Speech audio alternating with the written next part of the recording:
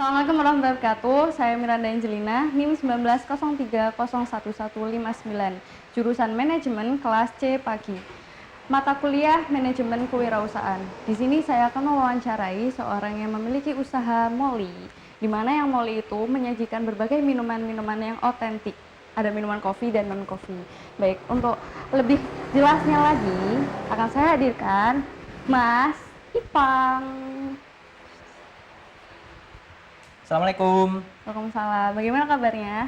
Sehat? Alhamdulillah. Oke. Alhamdulillah.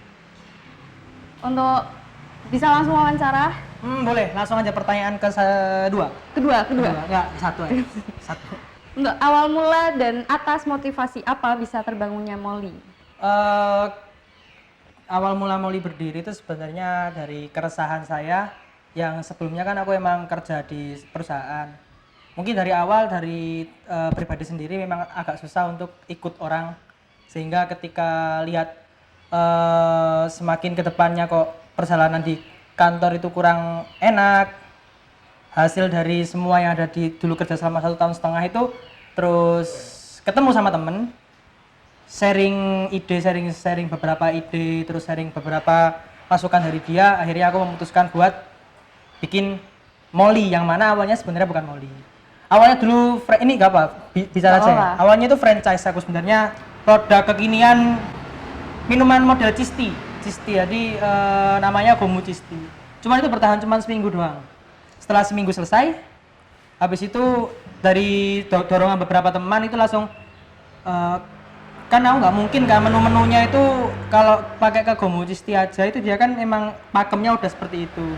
Dasaran saya memang gratil, bosannya rada gratil, jadi kayak utek-utek sendiri, terus ketemu rasa ternyata kok lebih enak dari yang Gomu, maaf ya Gomu. Terus akhirnya dari beberapa teman-teman ngomong kalau kenapa kamu nggak buka sendiri aja, bikin brand sendiri. Akhirnya ya udah, setelah itu langsung seminggu doang, terus produk Gomu, nama Gomu semua dihapus, diganti langsung Molly, yang akhirnya sampai sekarang sudah setahunan lebih. Berarti juga banyak motivasi dari teman-teman disupport teman-teman, keluarga itu adalah apa ya salah satu poin penting dalam berjalannya Molly sampai sekarang. Oke, itu tadi alasan dan awal mula dan motivasinya juga. Untuk pertanyaan yang kedua, sejak kapan Molly dibangun? Molly dibangun sejak 20 Oktober 2019. Jadi ini udah setahunan lebih. Berapa bulan ya? Tahunan berapa tahun. Tapi juga banyak hambatan-hambatan pastinya. Banyak banget. Untuk berapa karyawan yang sudah di-hire selama Molly berjalan? Karyawan yang sudah saya hire, alhamdulillah 0. Oke, 0. Bukan karena saya nggak pingin untuk memberikan atau membuka lapangan pekerjaan, akan tetapi ini produk baru. Saya ada alasan tersendiri kenapa kok saya nggak mau ngasih ini ke orang. Antara keuntungan ataupun mungkin kerugian, karena warna Molly dari awal secara nggak sengaja ternyata terbentuk sebagai Molly itu karakternya itu kayak saya. Sehingga untuk mencari seseorang yang, ya ini bisa dikatakan sedikit sombong ya.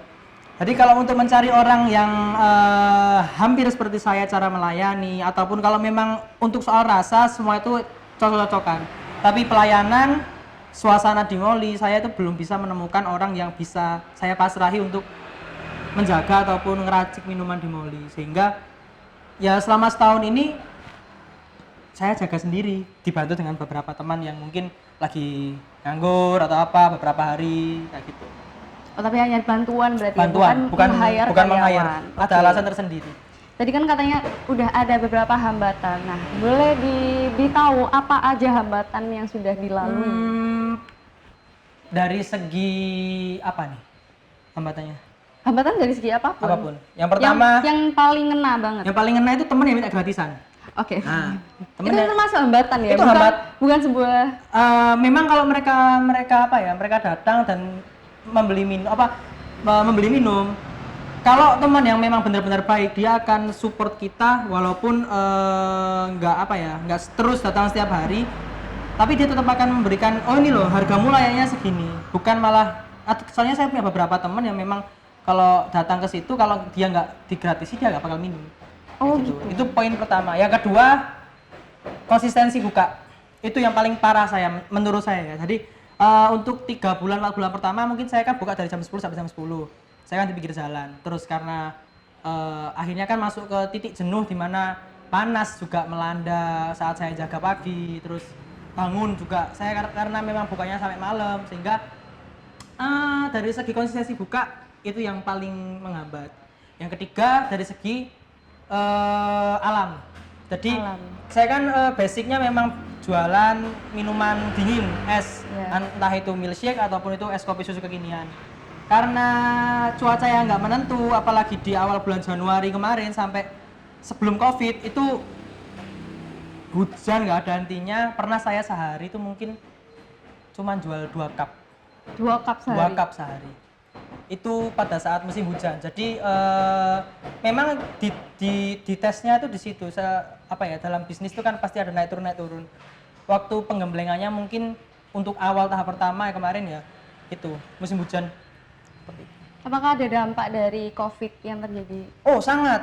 Apa? Bisa jelaskan? Menurut saya COVID sangat menguntungkan bagi saya. Oh, sangat menguntungkan? Iya beneran. Kok bisa? Entah ini terjadi di saya atau di pengusaha lain ya. Tapi kalau menurut saya interest orang setelah dan sebelum COVID lebih tinggian setelah COVID kalau aku. Oh iya? Income saya lebih banyak setelah COVID. Nggak tahu kenapa, mungkin memang ini kunci buat teman-teman juga yang kalau mau bikin usaha ya. Dengarkan orang tua. Jadi saya tuh sempat libur 2 bulan karena COVID. Sebenarnya saya nggak mau libur karena ya percaya nggak percaya mungkin COVID memang ada tapi nggak terlalu besar seperti itu. Tapi saya mengikuti kata orang tua saya, mereka minta pang liburo sakno ibu, karena ibu dulu memang ada kayak penyakit TBC. Oh. Jadi kan dia paling rawan di rumah. Jadi sekeluarga itu benar-benar jaga orang tua. Ya sudah saya tutup. Pas mau buka udah gambling aja, misalnya kalau memang rame orang-orang balik ya alhamdulillah, kalau enggak ya nothing tulus, pokoknya jalan terus. Ternyata malah setelah COVID saya menemukan customer lama ada beberapa yang balik, customer baru banyak sekali yang datang, repeat order juga banyak yang datang. Dari tak kenal menjadi kenal, habis kenal kok sayang-sayangan. Gitu. Jadi baper ya? Iya. Ya kalau ada yang baper sih. Gering ada panas di sini ya. Iya emang. Berarti dari COVID itu tadi mendapatkan banyak hikmah Iya, di baliknya hikmah. ternyata. Oke, Tinggal lanjut. bagaimana menyikapi. Untuk solusi yang tadi dijelaskan dari beberapa hambatan, bagaimana? Yang pertama tadi soal temen ya. Sejujurnya saja saya masih belum bisa menyelesaikan permasalahan itu karena saya orangnya emang gak enakan. Saya didatangi temen pun juga sudah syukur karena mereka mau menyempatkan waktu. Cuman ini pesan saja buat teman-teman saya yang mungkin melihat video ini yang merasa nggak tahu malu kalau misalnya teman punya usaha dan dia hanya pingin numpang minum atau Penegasan. apapun. Ya penegasan ini nggak apa-apa. Tapi memang gitu.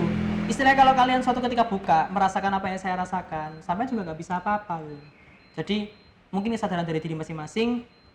Terus kalau misalnya ada yang pemilik usahanya itu memang tego-tegoan ya monggo dibayar, harganya segini. Cuman kan tergantung pribadi orang-orang. Paling nggak menghargai lah. Rezeki ya, udah ada yang ngatur ini ya, gitu. Benar. Oke.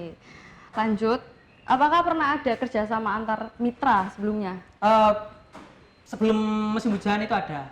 Ada. Sekali. Dengan siapa? Ada teman saya satu. Oh, Teman di Jakarta, teman-teman sekolah, teman apa? Teman musik lah dulu lah. Terus dia ikut, dia mengisi menu kopinya. Yang awalnya mau cuma milih saya, akhirnya ada menu kopi.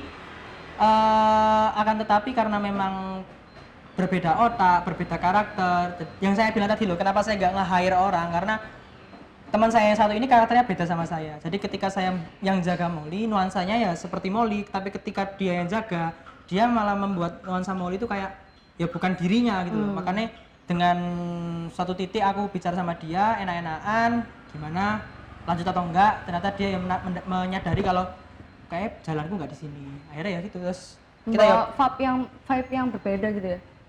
Berbeda bukan berarti buruk, tapi mungkin memang ada kalanya kita kalau mau berpisah juga harus berpisah. Tapi tetap berteman sampai sekarang. Masih lanjut Masih ada sering hubungan. ngopi, sering dia juga sering ke sini gitu. Apakah ada motivasi beberapa untuk para awam-awam, orang awam, agar kita itu bisa ingin sekali membuat sebuah usaha? Adakah? Kalau dari saya, Apakah ada? bonek aja sih, Oh, boleh. serius. Bonek, tekun, Wani bondo. wani jujur saya bondo mungkin nggak banyak ya. Cuman intinya kalau kamu punya banyak teman, kamu punya banyak relasi, bikin usaha. Bukan berarti kamu memanfaatkan teman-temanmu, enggak. Intinya kamu punya apa ya, boosting untuk pertama kali kamu buka. Saran yang lain juga, konsisten itu perlu. Karena jujur membuka usaha ini banyak yang saya pelajari. Yang pertama yaitu bersyukur apa yang diberikan Tuhan setiap harinya. Kalau misalnya hari ini cuma dapat segini, ya alhamdulillah. Kalau dapat banyak juga alhamdulillah. Jangan pernah mencela Tuhan karena Tuhan tahu apa yang kamu butuhkan. Itu tadi. Itu Pokoknya tadi. terus jangan berhenti gitu loh. Akhirnya kalau aku boleh, tadi kan ada kemitraan juga kan. Iya.